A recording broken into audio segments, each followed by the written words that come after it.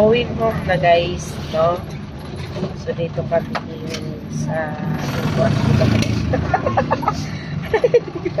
hindi ko alam ko. Ipakita itutur ko na lang din kayo. No? Sa ganda pa naman ng ano na to, ng mga views ha. Sana ma-enjoy kayo sa panonood ng mga mini vlogs ko. Ayan, ang ganda pa. Sunset na po to siya guys. So may mga ano dito yung tinatawag nila na mga overlooking. Kung gusto mo mabigat na yung pangyaramdam mo, dito tanaw ka lang din. ihulog mo lang yung nararamdaman mo.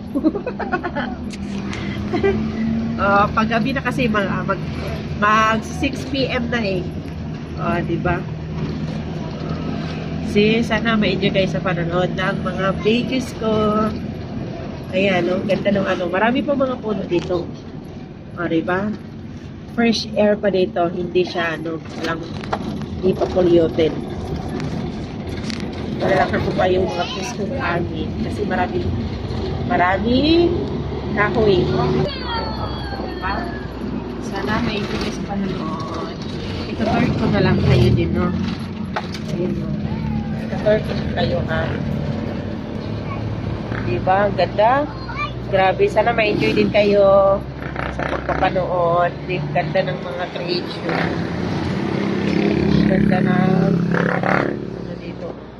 Lugar na to. Maraming puno talaga siya, Grabe. Diba? Na naman tayo. Highway na naman tayo. Tapos na tayo sa mga puno-puno halaman.